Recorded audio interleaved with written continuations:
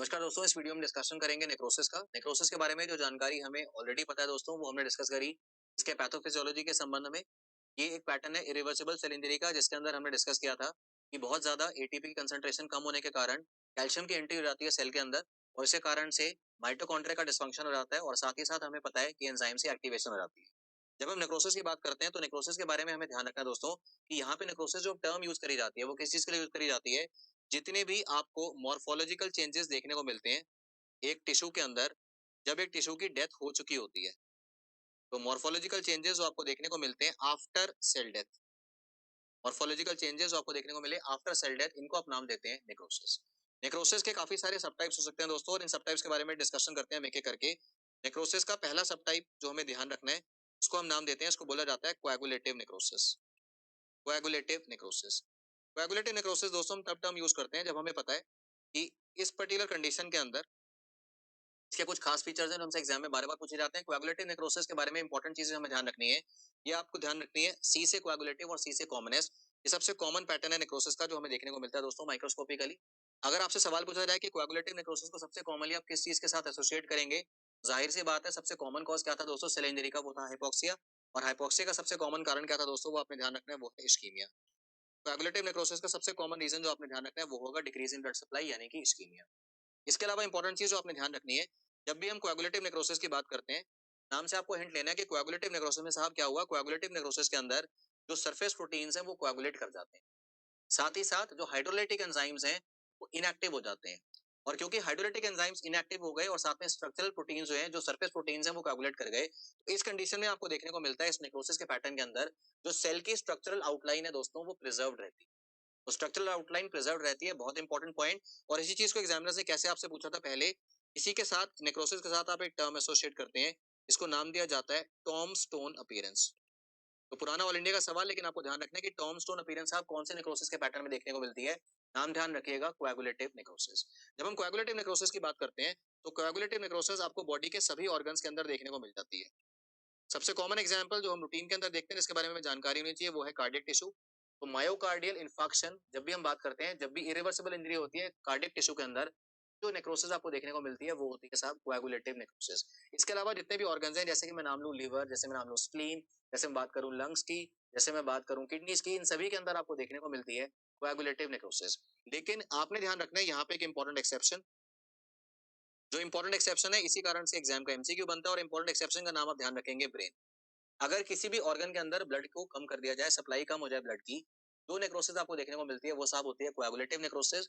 लेकिन ब्रेन के अंदर अगर आप ब्लड सप्लाई को कम कर देंगे तो ब्रेन के अंदर आपको कोएगुलेटिव नेक्रोसिस देखने को नहीं मिलेगी। ये इंपॉर्टेंट चीज है जो आपको ध्यान रखनी है। इसके अलावा इंपॉर्टेंट चीज जो मैं आपको रिकमेंड करूंगा, जो आपको पता होनी चाहिए दोस्तों, वो है कोएगुलेटिव नेक्रोसिस जब भी होता है तो कोएगुलेटिव नेक्रोसिस में सेल की डेथ हो जाती है, और इन डेड सेल्स को क्लियर करने के लिए वहां पे न्यूट्रोफिल्स आ जाते हैं। तो कोएगुलेटिव नेक्रोसिस को आप एसोसिएट करते हैं न्यूट्रोफिलिक इन्फिल्ट्रेशन के साथ। एक खास तरह की चीज जो मैं चाहूंगा कि आप ध्यान रखें, जब भी हम कोएगुलेटिव नेक्रोसिस की बात करते हैं तो मान लीजिए ये एक नॉर्मल वेसल है, और इस नॉर्मल वेसल का जो एरिया है जो ये सप्लाई कर रहा है, ये डिवाइड करता है और ये इस एरिया को सप्लाई करता है। अब हमें समझनी है एक सिंपल सा कॉन्सेप्ट। मान लीजिए इस इंडिविजुअल के अंदर यहाँ पे कोई ऑब्स्ट्रक्शन हो गई जिसके कारण जो एरिया है उसके अंदर ब्लड कम आया। जब एरिया के अंदर ब्लड कम आया तो मैं आपको समझा सकता हूँ दोस्तों, ये जो नीले रंग का एरिया जो आपने देखा, इसको न्यूट्रिशन मिल रहा था ब्लड से, यहाँ पे इसको न्यूट्रिशन नहीं मिलेगा, तो यहाँ पे एक लोकलाइज एरिया ऑफ नेक्रोसिस रहेगा।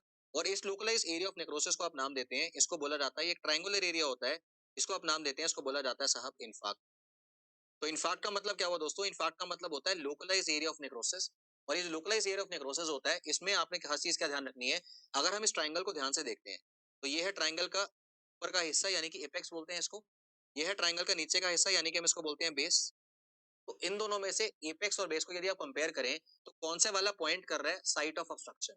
एपेक्स जो होती है, ध्यान रखिएगा कॉन्सेप्ट एक स्टेटमेंट बेस्ड क्वेश्चन के लिए, apex of an infarct always is pointing towards site of obstruction. जिस जगह पे ऑब्स्ट्रक्शन है, मतलब यहाँ पे ये नेक्रोटिक एरिया है, यहाँ पे ये डैमेज वाला एरिया है, और यहाँ पे आपने देखा कि ऑब्स्ट्रक्शन जो है वो लेफ्ट साइड पे है, तो एपेक्स ऑफ ट्राइंगल उसी दिशा में पॉइंट। जब हम बात करते हैं इस इनफार्क्ट की दोस्तों, तो हमें ध्यान रखना है एक एडवांस क्वेश्चन के लिए, इनफार्क्ट जो होते हैं वो दो टाइप के हो सकते हैं। या तो हो सकता है दोस्तों रेड इनफार्क्ट, या दूसरे टाइप का जो इनफार्क्ट होता है ये होता है व्हाइट इनफार्क्ट। समझा सकता हूँ मैं आपको, और आसान है हमारे लिए याद रखना। जब भी हम व्हाइट इनफार्क्ट की बात करते हैं यानी कि सफेद इनफार्क्ट है, तो सफेद इनफार्क्ट जो होता है वो आपने ध्यान रखना है, स से सफेद, स से जहां पे भी सिंगल आर्टीरियल सप्लाई है उस जगह पे अगर इन्फार्क्ट बनेगा तो उसको आप नाम देंगे व्हाइट इन्फार्क्ट। इसके अलावा आपने ध्यान रखना है कि सफेद इन्फार्क्ट जो होता है वो क्लासिकली आपको देखने को मिलता है सॉलिड ऑर्गन्स के अंदर। तो स से सफेद, स से सिंगल आर्टिकल सप्लाई जहां पे और जहां पे सॉलिड ऑर्गन्स हैं वहां पे आपको देखने को मिलेगा व्हाइट। तो क्लासिकल एग्जांपल मैं आपको दे सकता हूँ सफेद इन्फार्क्ट यानी व्हाइट इन्फार्क्ट के हो सकते हैं कार्डियक टिश्यू, या आपको देखने को मिल सकता है ऐसे ऑर्गन के अंदर जैसे कि किडनी। अगर मैं बात करता हूँ रेड इन्फार्क्ट दोस्तों, रेड इन्फार्क्ट का मतलब होता है कि इन्फार्क्ट तो बना, लेकिन होता क्या है कि रेड इन्फार्क्ट जो आपको देखने को मिलता है वो उन ऑर्गन्स के अंदर देखने को मिलता है या तो जिनके अंदर डुअल ब्लड सप्लाई है, और उन एरियाज के अंदर देखने को मिलेगा जहां पे जो टिश्यू है आपने ध्यान रखना है वो लूज टिश्यू है, यानी कि लूज ऑर्गन्स है, कनेक्टिव टिश्यू मटेरियल जो है वो लूज है। अब होगा क्या दोस्तों, जब कनेक्टिव टिश्यू मटेरियल लूज है, ऑर्गन जो है वो लूज है जैसे कि लंग्स, तो होगा क्या कि जो सेल्स की लेयर है उसके बीच में आरबीसीज आ जाएंगे। फुल ब्लड सप्लाई थी, एक वेसल की ऑब्स्ट्रक्शन हुई, दूसरी जगह से खून आया और आरबीसीज जो है इस लूज एरिया के अंदर भर गए, तो यहाँ पे जो अपीयरेंस होगी वो यहाँ पे रेड कलर की अपीयरेंस होगी, इसीलिए आप इसको नाम दे रहे हैं रेड इन्फार्क्ट। तो रेड इन्फार्क्ट और व्हाइट इन्फार्क्ट का कंसेप्ट को बताना चाहिए। इन्फार्क्ट का मतलब समझ जाइएगा और इन्फार्क्ट आपको पता होना चाहिए कि पेल एरिया होता है जहां पे नेक्रोसिस प्रेजेंट होता है। अब हम बात करें अगर एमसीक्यू से रिलेटेड, तो बाकी एमसीक्यू जो हमसे एग्जाम में पूछे जाते हैं, एक एक्सेप्शन तो मैंने आपको बता दी दोस्तों, एक्सेप्शन जो है सीएनएस, इसके अंदर कोएगुलेटिव नेक्रोसिस नहीं होता, बाकी सभी ऑर्गन्स के अंदर होगा। टर्म आप एसोसिएट करते हैं इन्फार्क्ट, इसीलिए आप पढ़ते हैं इसको myocardial infarction.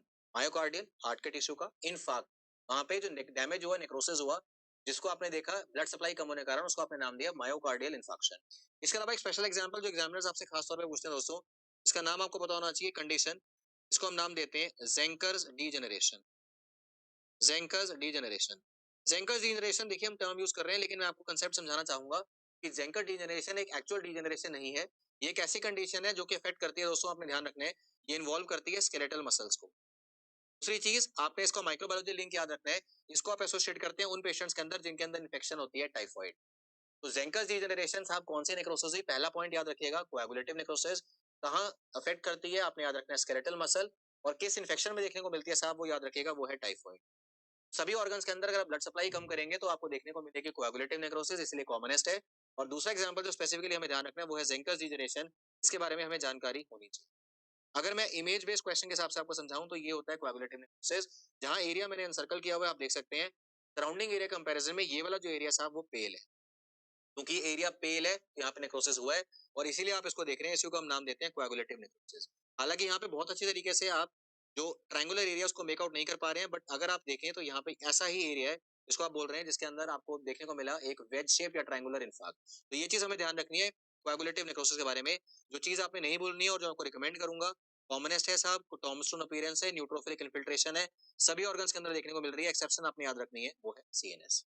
Second pattern necrosis का जिसके बारे में हमें जानकारी होनी चाहिए दोस्तों, सेकंड पैटर्न नेक्रोसिस का तो होता है जिसके बारे में हमें जानकारी होनी चाहिए, इसको आप नाम देते हैं, इसको बोला जाता है लिक्विफैक्टिव नेक्रोसिस। लिक्विफैक्टिव नेक्रोसिस, जब भी हम लिक्विफैक्टिव नेक्रोसिस की बात करते हैं तो नाम से आपको एक हिंट मिला, इस पर्टिकुलर नेक्रोसिस के अंदर, कोएगुलेटिव नेक्रोसिस के अंदर कोएगुलेशन हो गई थी सरफेस प्रोटीन्स की, तो सेल की स्ट्रक्चरल आउटलाइन प्रिजर्व थी। लिक्विफैक्टिव नेक्रोसिस में क्या होता है दोस्तों, लिक्विफैक्टिव नेक्रोसिस के अंदर एक्टिविटी हो जाती है एंजाइम्स की, जिनको आप नाम देते हैं हाइड्रोलाइटिक एंजाइम्स। क्योंकि हाइड्रोलाइटिक एंजाइम्स की एक्टिवेशन हो जाती है, तो यहाँ पे जो टिश्यू है उसका आउटलाइन जो होता है, जो उसकी अपीयरेंस होती है, स्ट्रक्चरल अपीयरेंस होती है, वो प्रिजर्व नहीं रहती है। इसीलिए इस वाले नेक्रोसिस को दूसरा नाम दिया जाता है, ये है पुराना ऑल इंडिया का सवाल जो आपको पता होना चाहिए, इसी को नाम दिया जाता है, इसको हम बोलते हैं साहब कॉलिकुवेटिव नेक्रोसिस। तो कोएगुलेटिव नेक्रोसिस के साथ में आप टर्म एसोसिएट करते हैं टॉमस्टोन अपीयरेंस, लिक्विफैक्टिव नेक्रोसिस के साथ में आप टर्म एसोसिएट करते हैं, इसको आप नाम दे रहे हैं कॉलिकुवेटिव नेक्रोसिस। जब हम लिक्विफैक्टिव नेक्रोसिस की बात करते हैं तो लिक्विफैक्टिव नेक्रोसिस के दो खास एग्जांपल, पहला एग्जांपल जो खास तौर पे एग्जाम में आपसे पूछा जाता है, जब भी ब्रेन के अंदर दोस्तों इस्कीमिया हो जाएगा, जब भी ब्रेन के अंदर ब्लड सप्लाई की कमी हो जाएगी, उस समय पे ब्रेन के अंदर जो नेक्रोसिस आपको देखने को मिलेगा वो होगा लिक्विफैक्टिव नेक्रोसिस। ऐसा क्यों दोस्तों, कि जब ब्रेन की हम बात करते हैं तो ब्रेन के अंदर सेल्स प्रेजेंट है जिनको हम नाम देते हैं ग्लायल सेल्स। जब भी ब्रेन की ब्लड सप्लाई को कम किया जाएगा तो ग्लायल सेल्स का डैमेज होगा, और ग्लायल सेल्स के अंदर काफी ज्यादा मात्रा के अंदर प्रेजेंट होते हैं hydrolytic enzymes. Hydrolytic enzyme release हो जाएंगे, टिश्यू जो है वो लिक्विफाई हो जाएगा, और क्योंकि टिश्यू लिक्विफाई हो जाएगा स्ट्रक्चरल आउटलाइन प्रिजर्व नहीं रहेगी, आपने इसको नाम दिया लिक्विफैक्टिव नेक्रोसिस। टीन लाइफ के अंदर जो हम एग्जांपल देते हैं लिक्विफैक्टिव नेक्रोसिस का अपनी day to day life example के अंदर, होती है साहब अलग अलग तरह की इन्फेक्शंस। इसमें common bacterial infections, common fungal infections, इनके बारे में बात कर सकते हैं। जब भी इन्फेक्शंस होती हैं तो इन्फेक्शियस ऑर्गेनिज्म को मारने के लिए डब्ल्यूबीसीज की, न्यूट्रोफिल्स की इन्फिल्ट्रेशन हो जाएगी दोस्तों। इसके बाद क्या होगा, इसके बाद डेड सेल्स इकट्ठे हो जाएंगे और डब्ल्यूबीसीज की भी मृत्यु हो जाएगी। इसके कारण आपको पता है कि कलेक्शन बन जाती है या फिर एक्यूमुलेशन हो जाती है इस चीज की, जिसको आप नाम देते हैं। माइक्रोबायोलॉजी की नॉलेज से रिलेट करिएगा। पस फॉर्मेशन कौन सा ऑर्गेनिज्म का हॉलमार्क फीचर होती है, इसको आप एसोसिएट करते हैं स्टेफाइलोकोकस ऑरियस की इन्फेक्शन के साथ। तो स्टेफाइलोकोकस की इन्फेक्शन में कोएगुलेस पॉजिटिव होता है स्टेफाइलोकोकस ऑरियस, इसी कारण लिक्विफाई कर देता है, पस फॉर्मेशन हो जाती है। और ये सबसे कॉमन एग्जांपल है रूटीन लाइफ के अंदर जो हमें देखने को, सीएनएस इस्कीमिया और पस फॉर्मेशन, इसको आप एसोसिएट करते हैं लिक्विफैक्टिव नेक्रोसिस के साथ। और जो चीज आपने ध्यान रखनी है, इसका दूसरा नाम है क्वालिक्वेट। इमेज की मदद से ये कंसेप्ट हमारे लिए समझना आसान है कि यहाँ पे अपीयरेंस कैसी होगी। तो ये ग्रॉस अपीयरेंस है इमेज की दोस्तों। यहाँ पे मैं दिखा रहा हूँ कि ऑर्गन के अंदर ये डैमेज हुआ, और जब डैमेज हुआ तो आप देख सकते हैं कि अफेक्टेड एरिया जो है उसका लिक्विफैक्शन वगैरह आप ध्यान से देखेंगे तो यहाँ पे आपको देखने को मिला ब्रेन के अंदर लिक्विफैक्टिव नेक्रोसिस। माइक्रोस्कोपिकली अगर हम समझें तो आप में से ज्यादातर लोग लेफ्ट साइड की माइक्रोस्कोपिक स्लाइड को पहचान पाएंगे। ये हिस्टोलॉजिकल अपीयरेंस है न्यूरल टिश्यू की आई। और जब आप इसे कंपैरिजन करेंगे नेक्रोटिक एरिया वाली स्लाइड से तो आप कुछ भी मेकआउट नहीं कर पा रहे। लेफ्ट साइड पे आपको दिख रहे हैं न्यूरॉन्स, राइट साइड वाली स्लाइड के अंदर आप कुछ मेकआउट नहीं कर पा रहे हैं। इसका मतलब सेल की स्ट्रक्चरल आउटलाइन प्रिजर्व नहीं है इस कंडीशन के अंदर। इसी कंडीशन में आप इसको एसोसिएट करते हैं लिक्विफैक्टिव नेक्रोसिस। सब कुछ लिक्विफाई हो गया, सब कुछ नष्ट भ्रष्ट हो गया, सब कुछ डिस्ट्रॉय हो गया, यहाँ पे स्ट्रक्चरल आउटलाइन प्रिजर्व नहीं है। तो ये चीज हमें पता होनी चाहिए लिक्विफैक्टिव नेक्रोसिस के बारे में। तीसरा पैटर्न नेक्रोसिस का जिसके बारे में हमें जानकारी होनी चाहिए दोस्तों, इसको हम नाम देते हैं, इसको बोला जाता है साहब केजियस नेक्रोसिस। Caseous necrosis.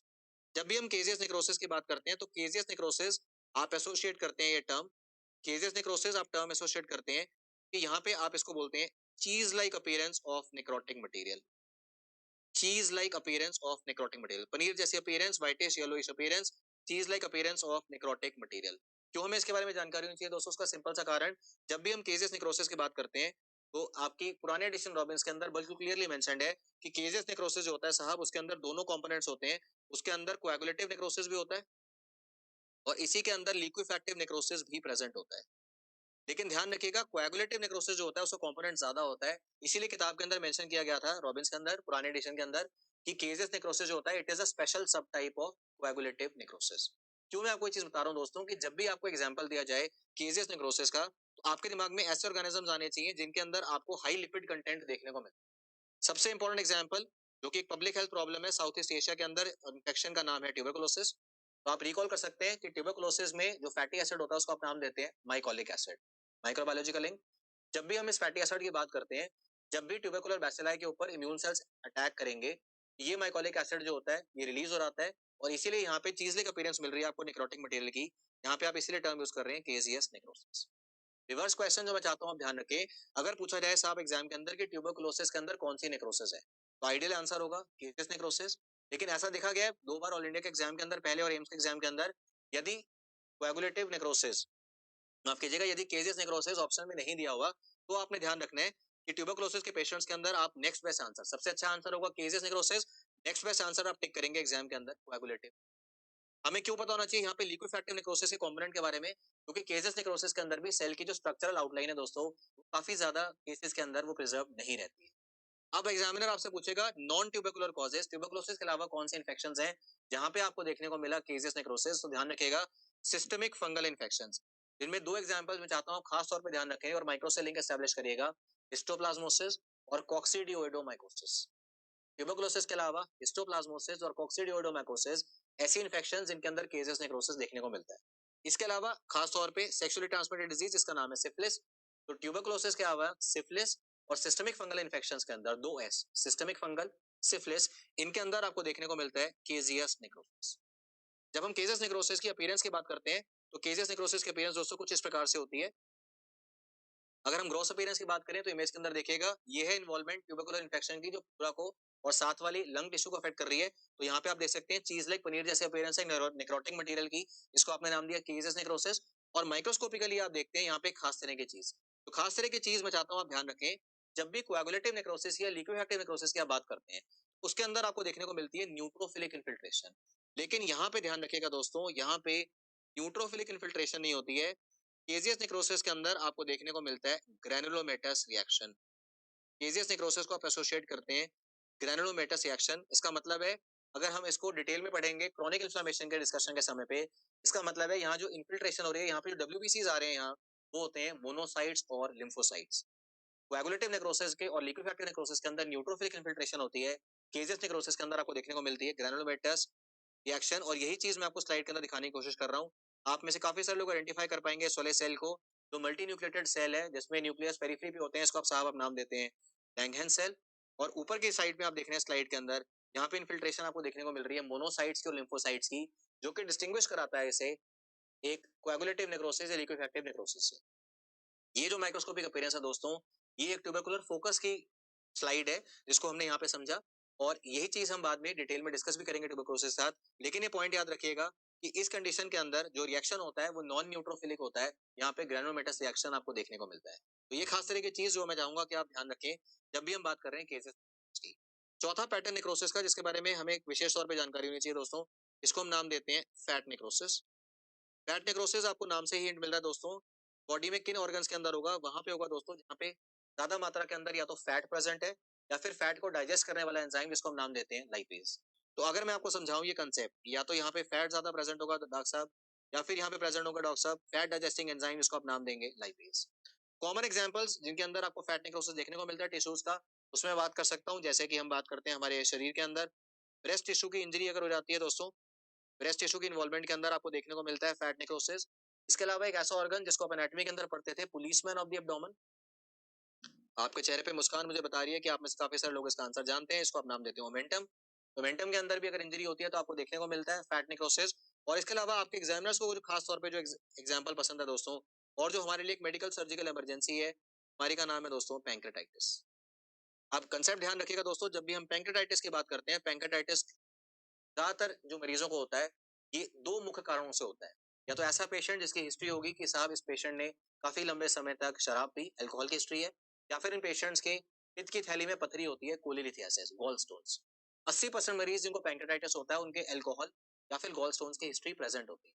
अब कंसेप्ट क्या ध्यान रखना है दोस्तों, आपके और मेरे अंदर जो पैंक्रियास है उसके अंदर लाइपेज एंजाइम प्रेजेंट होता है इनएक्टिव फॉर्म के अंदर। जब हम बात करते हैं एक बीमारी की जिसका नाम है एक्यूट पैंक्रेटाइटिस, इसका सबसे कॉमन कारण होता है दोस्तों पेशेंट के अंदर गॉल स्टोन्स होना। इसके कारण लाइपेज एंजाइम की एक्टिवेशन हो जाएगी। जब भी लाइपेज एंजाइम की एक्टिवेशन होगी तो आपको नाम से एक हिंट मिला दोस्तों, लाइपेज एंजाइम कहाँ पे काम करेगा साहब, ये लिपिड्स को तोड़ देगा।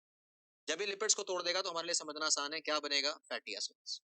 फैटी एसिड्स की खास बात होती है डॉक्टर साहब, आपको ध्यान रखना है दोस्तों की फैटी एसिड्स जो होते हैं वो कैल्शियम के साथ कंबाइन करते हैं। जब भी फैटी एसिड्स कैल्शियम के साथ कंबाइन करेंगे तो हम इसको केमिस्ट्री क्लास से पढ़ते आ रहे हैं दोस्तों, इसको हम बोलते हैं सोप फॉर्मेशन, और इसी को हम नाम देंगे, इसको बोला जाता है प्रोसेस को सेपोनिफिकेशन। क्यों हमें पता होना चाहिए सेपोनिफिकेशन के बारे में दोस्तों, उसके दो कारण। पहली चीज, जब भी सोप फॉर्मेशन होगी, जब भी फैटी एसिड्स कैल्शियम के साथ कंबाइन करेंगे, तो यहाँ पे जो सोप बनी, यहाँ पे जो सेपोनिफिकेशन हुई, इसकी अपीयरेंस जो होती है दोस्तों, इसको अपने नाम ध्यान रखना है, इसको आप नाम देते हैं chalk like yellow white deposits. Question में गलती नहीं करिए दोस्तों, चीज लाइक अपीयरेंस मतलब caseous necrosis, chalk like deposits मतलब फैट नेक्रोसिस। तो चॉक लाइक अपीयरेंस जो होती है सपोनिफिकेशन के साथ आप एसोसिएट करते हैं, और इसको आप एसोसिएट करेंगे फैट नेक्रोसिस के साथ। इसकी दूसरी सिग्निफिकेंस जो हमें समझनी है दोस्तों, जब भी एक सर्जन को चेक करना होता है, मान लीजिए पेशेंट आया रोड ट्रैफिक एक्सीडेंट का, आपने इस पेशेंट की लेप्रोटमी करी, आपने इस पेशेंट का एब्डोमेन खोला, और सर्जन चेक करना चाहता है कि साहब ओमेंटम में किस एरिया में इंजरी है। ये जो सपोनिफिकेशन होती है ये हमें गाइड करती है कि पेशेंट के किस एरिया के अंदर डैमेज ज्यादा हुआ है। इसी प्रकार से मैं चाहता हूं कि आप एक चीज का विशेष तौर पर ध्यान रखें दोस्तों, जब हम पैंक्रियास की इन्फ्लेमेशन की बात करते हैं, तो पैंक्रियास की इन्फ्लेमेशन के अंदर दो तरह की चीजें होती हैं। एक तो पैंक्रियास के ग्लैंड की इन्फ्लेमेशन होती है, और साथ में जो पेरी पैंक्रियाटिक फैट है, पैंक्रियास के साथ में फैट प्रेजेंट है, उसके अंदर भी नेक्रोसिस देखने को मिलता है। जो नेक्रोसिस आपको पैंक्रियास के अंदर देखने को मिलता है दोस्तों, वो होता है लिक्विफैक्टिव नेक्रोसिस, क्योंकि लिक्विड एंजाइम्स एक्टिवेट हुए। लेकिन जो नेक्रोसिस पेरी पैंक्रियाटिक फैट के अंदर देखने को मिलता है, वो होता है साहब फैट नेक्रोसिस। सबसे इंपॉर्टेंट चीज, क्लिनिकल कोरिलेशन डेवलप करिएगा दोस्तों। अगर हम दो मरीजों की बात करते हैं, ये एक पेशेंट है जिसको पैंक्रेटाइटिस हुआ साहब, ये दूसरा पेशेंट है, इस पेशेंट के अंदर पैंक्रेटाइटिस ज्यादा सीवियर है। अगर इस मरीज का पैंक्रेटाइटिस ज्यादा सीवियर है, इसका मतलब दोस्तों लाइपेज एंजाइम ज्यादा एक्टिवेट हुआ। अगर लाइपेज एंजाइम ज्यादा एक्टिवेट हुआ, इसका मतलब है यहाँ पे फैटी एसिड ज्यादा बने। अगर फैटी एसिड ज्यादा बने, इसका मतलब है सोप फॉर्मेशन भी ज्यादा होगी। अगर सोप फॉर्मेशन ज्यादा होगी तो मैं आपको समझा सकता हूँ, इस पेशेंट का सीरम कैल्शियम लेवल दोस्तों नॉर्मल के कंपैरिजन में या दूसरे पेशेंट के कंपैरिजन में कम हो जाएगा। तो जब भी एक पेशेंट आता है आपके पास जिसको पैंक्रेटाइटिस होता है, इस पेशेंट को प्रोग्नोस्टिकेट करने के लिए, इस पेशेंट को बताने के लिए कि साहब इसकी बीमारी माइल्ड है या ज्यादा सीवियर है, हम एक इन्वेस्टिगेशन कराते हैं शुरू की इन्वेस्टिगेशन में, इसका नाम है सीरम कैल्शियम। अगर एक पेशेंट को पैंक्रेटाइटिस है और इस पेशेंट का कैल्शियम लेवल काफी कम है, इसका मतलब इस पेशेंट के अंदर इन्फ्लामेशन बहुत ज्यादा है, इसका मतलब मरीज का प्रोग्नोसिस दोस्तों खराब है। अब हम इसको समझते हैं इमेज बेस्ड पॉइंट के तरीके से दोस्तों। तो फैट नेक्रोसिस की एक इंपॉर्टेंट इमेज है, यूजुअली एग्जाम के अंदर एक्सपेक्टेड होती है, जहां पे आप देख सकते हैं जो रेड कलर का एरिया है, वहां पे आपको बीच के अंदर कुछ कुछ व्हाइट येलो एरिया देखने को मिलेगा। ये है साफ सेप्टोनिफिकेशन सोप फॉर्मेशन। माइक्रोस्कोपिकली आप देखते हैं तो फैट जहां पे प्रेजेंट होगा दोस्तों, फैट का डाइजेशन होगा जहां पे, वहां पे आपको देखने को मिलेगी एक एम्प्टी लुकिंग अपीयरेंस सेल्स की। दूसरी बात, जब कैल्शियम की डिपोजिशन होती है तो कैल्शियम की डिपोजिशन के कारण थोड़ा सा ब्लूइश कलर आपको देखने को मिलेगा दोस्तों। इसको हम बेसोफिलिक अपीयरेंस बोलते हैं। सेल्स की आउटलाइन जो है, सेल्स को आप अंदर उसके स्ट्रक्चरल चेंजेस बहुत अच्छी तरह से पहचान नहीं पाएंगे। आपको देखने को मिलेंगे एम्प्टी लुकिंग अपीयरेंसेस और आपको देखने को मिलेगी ब्लूइश अपीयरेंस। ये चीज आपको बताएगी कि आपके पेशेंट के अंदर साफ फैट निकल। तो लेफ्ट वाली इमेज पे ध्यान दीजिएगा, क्योंकि आपको पता होना चाहिए ये चॉकलेट डिपॉजिट जो होते हैं, इनको आप एसोसिएट करते हैं फैट निक्रोसिस के साथ। अगला एग्जांपल जो मैं चाहता हूं आपको पता हो दोस्तों, जिसके बारे में आपको आइडिया होना चाहिए, कि पांचवा और आखिरी पैटर्न है नेक्रोसिस का, जिसको हम बात करते हैं फाइब्रिनॉइड नेक्रोसिस। फाइब्रिनॉइड नेक्रोसिस, फाइब्रिनॉइड नेक्रोसिस का कंसेप्ट समझना हमारे लिए आसान है दोस्तों, अगर हम एक सिंपल सा डायग्राम एज अ कंसेप्ट ध्यान रखें। मान लीजिए ये है ब्लड वेसल, और ये ब्लड वेसल का एक मैं क्रॉस सेक्शन बना रहा हूँ ताकि हम इसको समझें दोस्तों आराम से। ये ब्लड वेसल का क्रॉस सेक्शन। जब हम ब्लड वेसल की बात कर रहे हैं तो ब्लड वेसल्स के अंदर ये वाले सेल जो हैं ये है एंडोथेलियल सेल्स। तो फाइब्रिनोड नेक्रोसिस का कंसेप्ट जो आपको समझाना चाहता हूँ दोस्तों, वो ये है कि कभी भी एंडोथेलियल सेल्स की इंजरी होती है। एंडोथेलियल सेल्स की इंजरी क्यों होगी दोस्तों? क्योंकि एंटीजन एंटीबॉडी के कॉम्प्लेक्स बन जाते हैं, जिनको हम नाम देते हैं इम्यून कॉम्प्लेक्सेस। जब भी इम्यून कॉम्प्लेक्सेस बनेंगे तो कंसेप्ट जो मैं चाहता हूँ आप ध्यान रखें, होगा क्या दोस्तों कि यहाँ पे जो प्लाज्मा प्रोटीन्स हैं ल्यूमन में प्रेजेंट है, प्लाज्मा प्रोटीन्स यहाँ से लीक करके इस वेसल के अंदर एंटर कर जाएंगे। और जब ये प्लाज्मा प्रोटीन इस वेसल के अंदर एंटर कर जाएंगे तो आपको वेसल वॉल के अंदर एक पिंकिश अपीयरेंस मिलेगी जो डिपॉजिट्स की देखने को मिलती है। तो इसको आप एसोसिएट करते हैं फाइब्रिनॉइड नेक्रोसिस टर्म। फाइब्रिनॉइड क्यों बोला हमने साहब? फाइब्रिनॉइड नेक्रोसिस हमने टर्म इसलिए बोली, फिब्रिन लाइक अपीयरेंस। फाइब्रिनॉइड का मतलब है फिब्रिन लाइक। तो प्लाज्मा प्रोटीन जो होते हैं, फाइब्रिनोजन हो गया, फिब्रिन हो गया, बाकी प्रोटीन्स है प्लाज्मा प्रोटीन्स, वो वेसल वॉल के अंदर जाकर डिपॉजिट हो जाते हैं। इसीलिए आपने इसको नाम दिया फाइब्रिनॉइड नेक्रोसिस। कोई भी ऐसा कारण जिसके कारण एंडोथेलियल सेल्स इंजर्ड हो जाएंगे या फिर इम्यून कॉम्प्लेक्सेस बन रहे हैं, वहां पे आपको फाइब्रिनॉइड नेक्रोसिस देखने को मिलता है। तो एग्जांपल मैं आपको समझा सकता हूं दोस्तों, जो कॉमनली आपसे एग्जाम में पूछे जाते हैं। पहली कंडीशन जिसको आप नाम देते हैं साहब मैलिग्नेंट हाइपरटेंशन। मरीज का ब्लड प्रेशर अचानक से बहुत कम समय के अंदर बहुत ज्यादा हो गया, तो एंडोथेलियल सेल्स डैमेज हो जाएंगे और इसके कारण प्लाज्मा प्रोटीन्स वेसल वॉल के अंदर जाकर डिपॉजिट हो जाएंगे। सेकंड एग्जांपल मैं आपको बता सकता हूं, आप में से काफी सारे लोगों ने ये वाली टर्म पहले सुन रखी होगी, नहीं तो रिलेट करिएगा दोस्तों इसको अपनी माइक्रोबायोलॉजी और कार्डियोवास्कुलर पैथोलॉजी के साथ। एशॉस बॉडी, एशॉस बॉडी आप एसोसिएट करते हैं बीमारी के साथ, इसका नाम है साहब रूमेटिक फीवर। रूमेटिक फीवर एक मल्टी सिस्टम ऑर्गन डिसऑर्डर, जिसमें पेशेंट्स के अंदर हार्ट के टिश्यू की इन्वॉल्वमेंट हो जाती है, कार्डियक टिश्यू की इन्वॉल्वमेंट, और माइक्रोस्कोपिकली आपको पेशेंट्स के अंदर एक डायग्नोस्टिक फाइंडिंग देखने को मिलती है, जिसको आप नाम देते हैं एशॉस बॉडी। तो यहाँ पे भी एशॉस बॉडी के अंदर फाइब्रिनॉइड नेक्रोसिस देखने को मिलता है। तीसरा एग्जाम्पल जो आपको समझा सकता हूँ, वो है ऐसी कंडीशन जिसको आप नाम देते हैं इम्यून कॉम्प्लेक्स डिजीज, और इसी को दूसरा नाम दिया जाता है साहब, इसको बोला जाता है टाइप 3 हाइपर सेंसिटिविटी रिएक्शन। इसको हम डिटेल में डिस्कस करेंगे दोस्तों इम्यूनिटी के टॉपिक के डिस्कशन के अंदर। टाइप 3 हाइपर सेंसिटिविटी रिएक्शन, जिसको नाम दिया जाता है इम्यून कॉम्प्लेक्स डिजीज, मतलब ऐसी बीमारी जिससे मरीज की सिस्टमिक सर्कुलेशन के अंदर बहुत ज्यादा immune complexes, antigen antibody complexes बन गए हैं। यदि ज्यादा इम्यून कॉम्प्लेक्सेस बनेंगे तो ज्यादा डैमेज करेंगे एंडोथेलियल सेल्स को, और वेसल की वॉल जो होती है उसके अंदर प्रोटीनेशियस डिपॉजिट्स आपको देखने को मिलते हैं। इसको आप एसोसिएट करते हैं फाइब्रिनोड नेक्रोसिस टर्म के साथ। अगर हमें इसका माइक्रोस्कोपिक पिक्चर आपको दिखाऊं दोस्तों, तो माइक्रोस्कोपिक पिक्चर कुछ ऐसा होता है, यहाँ पे आप समझ सकते हैं, ध्यान दीजिएगा। इमेज आपके सामने एल से जो मैंने मार्क किया वो है वेसल का ल्यूमन, जहाँ पे आपको रेड सेल्स दिख रहे हैं, इसलिए ल्यूमन आइडेंटिफाई कर सकते हैं। इसके अलावा आपके लिए आइडेंटिफाई करना आसान है, ये जो पिंक कलर के डिपॉजिट आपको देखने को मिले, पिंक कलर के डिपॉजिट आपको देखने को मिले दोस्तों यहाँ पे, ये जो डिपॉजिट आपको देखने को मिले, ये फीचर होता है जो आप एसोसिएट करते हैं फाइब्रिनॉइड नेक्रोसिस के साथ। एक वेसल वॉल में पर्टिकुलरली प्रोटीनेशियस डिपॉजिट्स आपको वेसल वॉल के अंदर देखने को मिले, ये फाइंडिंग आप एसोसिएट करते हैं फाइब्रिनॉइड नेक्रोसिस के साथ। तो ये 5 पैटर्न्स हैं नेक्रोसिस के, जिनके बारे में हमें जानकारी होनी चाहिए दोस्तों, जिसमें हम डिस्कशन करते हैं कोएगुलेटिव नेक्रोसिस, कॉमनेस्ट है लिक्विफैक्टिव नेक्रोसिस, इसके बाद केजियस नेक्रोसिस, फिर हम बात करते हैं फैट नेक्रोसिस, फिर हम बात करते हैं फाइब्रिनॉइड नेक्रोसिस। एक टर्म जो हमारी किताबों के अंदर लिखी हुई है दोस्तों, जिसको सर्जरी में काफी कॉमनली यूज किया जाता है, तो साहब आप नाम देते हैं गैंग्रीन। गैंग्रीन में चाहता हूँ आप समझे दोस्तों, गैंग्रीन जो होती है वो कोई नेक्रोसिस नहीं होती अपने आप में, कोई स्पेशल टाइप की नेक्रोसिस नहीं है, लेकिन एक सर्जिकल टर्म है। गैंग्रीन का कंसेप्ट क्या समझना है हमें दोस्तों, कि गैंग्रीन जो होती है वो दो टाइप की होती है, तो साहब होती है ड्राई गैंग्रीन या होती है वेट गैंग्रीन। डायग्राम देखिएगा, ड्राई गैंग्रीन एक ऐसी कंडीशन होती है जिसमें पेशेंट्स के अंदर जो लिम्स हैं, ज्यादातर हाथों और पैरों को अफेक्ट करती है। डी से ड्राई गैंग्रीन, डी से डिक्रीज ब्लड सप्लाई। तो ब्लड सप्लाई जो है वो पैरों की कम हो गई। इसके कारण आपने देखा जब ब्लड सप्लाई कम हो गई तो इस पेशेंट के अंगूठे में और उंगली के अंदर कालापन आ गया, ड्राइनेस आ गई, ब्लैक डिस्कलरेशन हो गई। और इसके साथ आप एसोसिएट करेंगे क्योंकि ब्लड सप्लाई कम हो गई है, तो कौन सा माइक्रोस्कोपिक पैटर्न नेक्रोसिस का आपको देखने को मिलेगा साहब? आपको देखने को मिलेगा इन पेशेंट्स के अंदर कोएगुलेटिव नेक्रोसिस। तो ड्राई गैंग्रीन की फाइंडिंग होती है कोएगुलेटिव नेक्रोसिस। अगर आप इसे कंपेयर करेंगे दूसरी कंडीशन जिसका नाम है वेट गैंग्रीन। वेट गैंग्रीन की समस्या क्या होती है दोस्तों? इन पेशेंट्स के अंदर ब्लड सप्लाई कम हो गई, लेकिन ब्लड सप्लाई कम होने के साथ साथ पेशेंट्स के अंदर दूसरी समस्या क्या हुई? पेशेंट्स के अंदर डेवलप हो गई सेकेंडरी इन्फेक्शन। जब पेशेंट के अंदर इन्फेक्शन हो गई, जैसा कि आप डायग्राम में और इमेज में यहाँ पे देख सकते हैं, यहाँ पे पेशेंट के पस फॉर्मेशन हो गई जहाँ पे एनसर्कल, तो पस इकट्ठी हो गई दोस्तों। और क्योंकि पस इकट्ठी हुई तो आप समझ सकते हैं लिक्विफाइड हो गया, इन्फेक्शन हुई, हाइड्रोलिटिक एंजाइम्स निकले, वो लिक्विड होते हैं। तो मैं आपको समझा सकता हूँ बड़ी आसानी से कि वेट गैंग्रीन को आप एसोसिएट करते हैं लिक्विफैक्टिव नेक्रोसिस। लिक्विफैक्टिव नेक्रोसिस आपको अपने नाम से हिंट दे रहा है दोस्तों कि कोई लिक्विड इन्वॉल्व है। जहाँ पे लिक्विड होगा यानी कि तरल पदार्थ है, वेट कर देगा। तो वेट गैंग्रीन में जो नेक्रोसिस होती है वो आपने ध्यान रखना है, वो है लिक्विफैक्टिव नेक्रोसिस। और डिस्टिंग्विश आप कर सकते हैं, ड्राई गैंग्रीन में ब्लैक कलर अपीयरेंस होती है, डिस्कलरेशन होती है, ड्राई होता है। यहाँ पे लेकिन वेट गैंग्रीन के अंदर पस फॉर्मेशन देखने को मिलती है, और इसीलिए आप इसको एसोसिएट कर रहे हैं लिक्विफैक्टिव नेक्रोसिस टर्म के साथ। एक खास तरह की वेट गैंग्रीन जो मैं चाहता हूँ कि आप ध्यान रखें, स्पेशल टाइप जहाँ पे पॉजिटिव ऑर्गेनिज्म होता है, जिसके कारण इंडिविजुअल्स में जब इन्फेक्शन होती है तो पेशेंट्स की स्किन के नीचे गैस बन जाती है। इसको आप नाम देते हैं साहब गैस गैंग्रीन। गैस गैंग्रीन का माइक्रोबायोलॉजी लिंक मैं चाहता हूँ आप एस्टैब्लिश करें। इसको आप एसोसिएट करते हैं इन्फेक्शियस के साथ, ऑर्गेनिज्म के साथ, जिसका नाम है क्लोस्ट्रीडियम परफ्रिंजेंस, या फिर जिसको नाम दिया जाता है क्लोस्ट्रीडियम वेल्शियाई।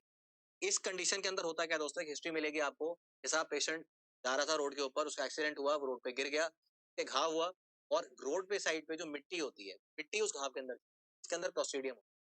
अब उसके कारण हुआ क्या दोस्तों कि इस इंडिविजुअल के अंदर लोकल एरिया के अंदर इन्फ्लेमेशन होगी, डैमेज होगी, और साथ साथ क्योंकि ऑर्गेनिज्म क्लोस्ट्रीडियम जो होता है गैस बनाता है, तो पेशेंट्स के सबक्यूटेनियस टिश्यू के अंदर वो गैस फैल जाता है।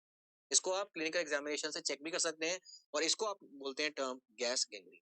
तो ये टर्म है जो मैं चाहूंगा कि आप ध्यान रखें।